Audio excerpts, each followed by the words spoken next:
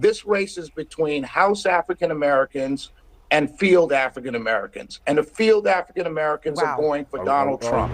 The field African Americans are going for Donald Trump? Really? Normally I don't respond to this type of foolishness, but this made it on CNN, so let me respond with some facts. 5 quick points to respond to Shelley Wynter. I'm talking about your men who build, your men who put things together, your men who work with their hands, your men... First, that's just not true. Working class black men and black men without college degrees overwhelmingly supported Joe Biden in 2020 and overwhelmingly support Kamala Harris in 2024. In fact, 87% of all black men voted for Joe Biden in 2020. And these black men have good reason to do so because black male unemployment dropped to 5.1% in September, the first time in a long time when it's been lower than black women's unemployment, which landed at 5.3%. And the Wall Street Journal reported in July that black labor force participation rate has climbed above that for white people, with black men without college degree being the leading contributors to this increase. The only reason we're having this discussion about black men for Trump is because a tiny fraction of black men who have the right to their opinion are getting disproportionate attention for supporting him. I guess that's why nobody does stories on the 87% of black men who support Democrats and will likely support Kamala Harris. So the 13% who don't represent the majority of black men get more attention than the nearly 90% who know that Trump is a racist piece of shit.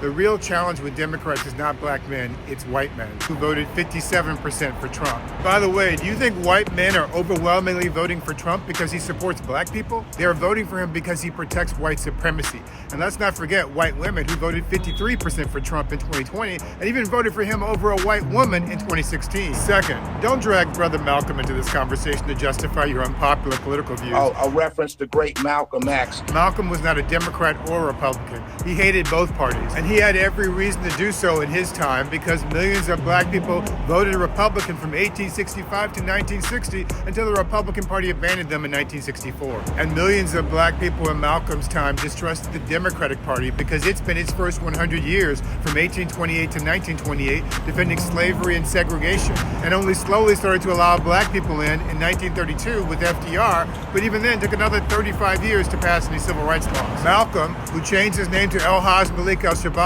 after he broke from the Nation of Islam and Elijah Muhammad, barely lived to see a Democratic president sign the Civil Rights Act in 1964. And Malcolm was assassinated in February 1965 before that same Democratic president signed the Voting Rights Act of 1965, the Fair Housing Act of 1968, and appointed Thurgood Marshall as the first black Supreme Court justice. Third, I really want to say something about this House Negro versus Field Negro comment. And the House Negro always looked out for his master. Malcolm said the House Negroes had the best diction and wore the best clothes, and yet he described himself as a field Negro, even though he had the best diction and wore the best clothes. That's because the House Negro story is a parable about attitude, not aptitude. If not, then Shelley Wynter himself would be a House Negro because he's sitting up there on CNN, a white-owned TV network, wearing the best clothes and speaking the best diction. I'm just trying to understand the one that's spitting talking points right now. Are you the House Negro or the field Negro that you're referring to? So you have a Republican Right, fool who is talking right now about, you literally just said that black men, you actually just said this is an election about House or field.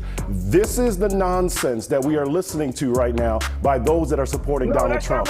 Which brings me to my fifth and final point. Who exactly is the master? Are you trying to tell me that Donald Trump, a man whose father was arrested at a Ku Klux Klan rally, who refused to rent apartments to black people, who led a lynch mob against 5 black teenagers for a crime they did not commit, who had to be sued by black casino workers for racial discrimination, who spent nearly 6 years lying about the first black president's birth certificate, who told rich white football team owners to fire black football players who took a knee to protest police brutality against black people, who incited a violent racist mob of angry white people to take over the Capitol on January 6th, who spent the last 2 months of his campaign lying about black Haitian immigrants eating white people's cats and dogs, who is still spreading lies about Africans, black Africans from the Congo coming into white people's suburbs, who appointed Supreme Court justices who gutted the Voting Rights Act, took away affirmative action, and executed a possibly innocent black man in Missouri last month, and who now wants to bring back the racist policing tactic of stop and frisk